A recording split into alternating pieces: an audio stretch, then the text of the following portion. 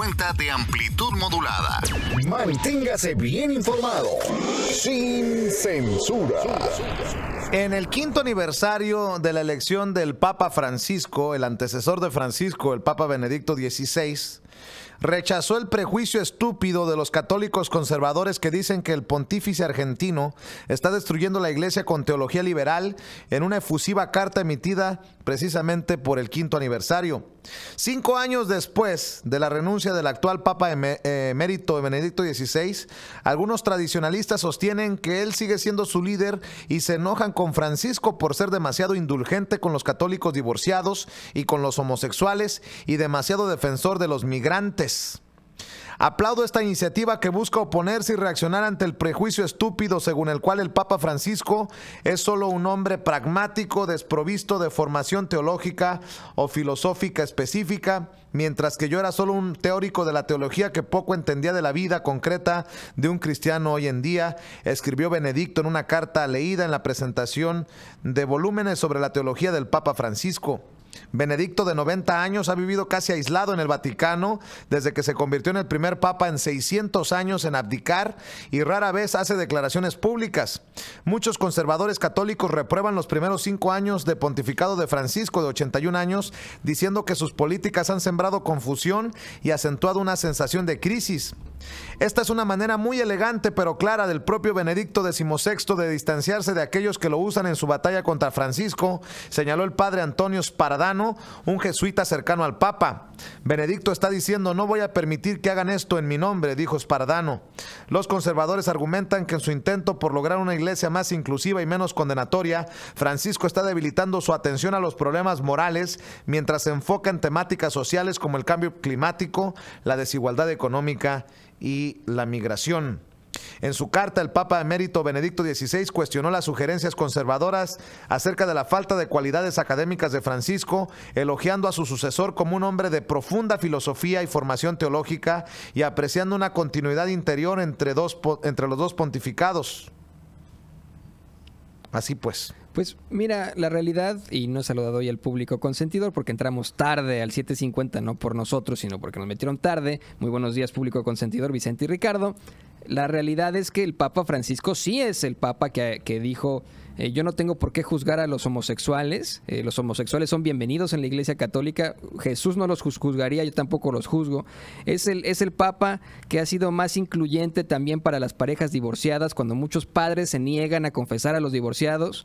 El Papa Francisco dijo que no, que eso estaba incorrecto. Igualmente, a alguien que habla en contra de las empresas, del capitalismo absoluto, es un visionario para la Iglesia Católica, pero siempre hay gente de este estilo, ¿no? Siempre hay en la Iglesia Católica ese extracto, esa parte que es ultraconservadora, ultraderechista, que no le parece lo que está haciendo un papa que es de lo más revolucionario, ¿no? Evidentemente siguen habiendo muchas cosas en la Iglesia Católica que a muchos no les van a gustar. Pero esos son los peores, Toño, los que se están dando golpes de pecho. Así es. Y en nombre de Dios hacen cosas horrendas. Tiran con la cola del diablo, ¿no? Así es. Entonces, al contrario, yo sí felicito hoy al Papa Francisco.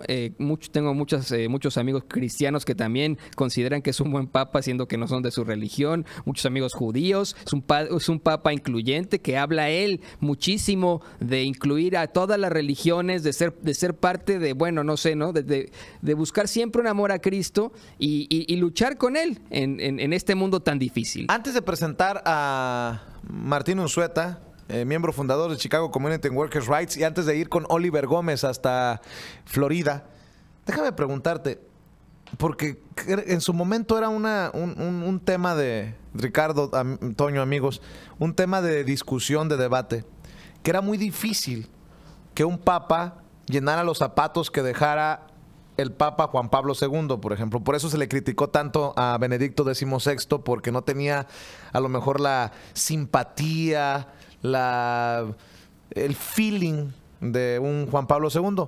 Pero no quiero comparar, porque las comparaciones son odiosas, pero Francisco definitivamente ha hecho su propio nombre, su propio sello, su propio estilo.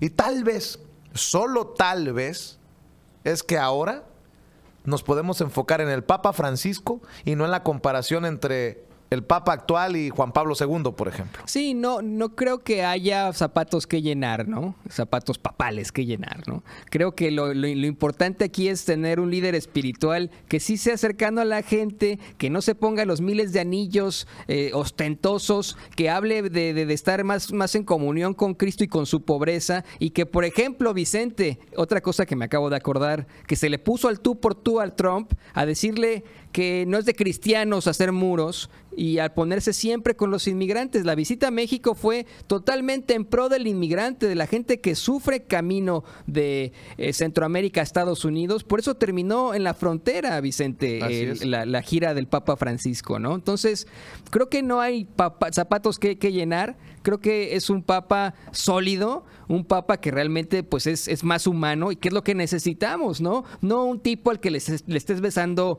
el anillo o que vaya a África a decir que no usen condones porque va contra la religión. Exactamente, ¿no? Con eso que tiene que ver con la religión. Imagínate, no quiero decir qué papa fue, pero hay papas que incluso van y dicen eso, ¿no? A un lugar lleno de sida, sí. ¿No? Creo que no es correcto tener este tipo de líderes espirituales, sino un líder que sea como la gente y que busque hacer lo que predica supuestamente la Iglesia Católica, que es seguir a Cristo. Así es, Toño.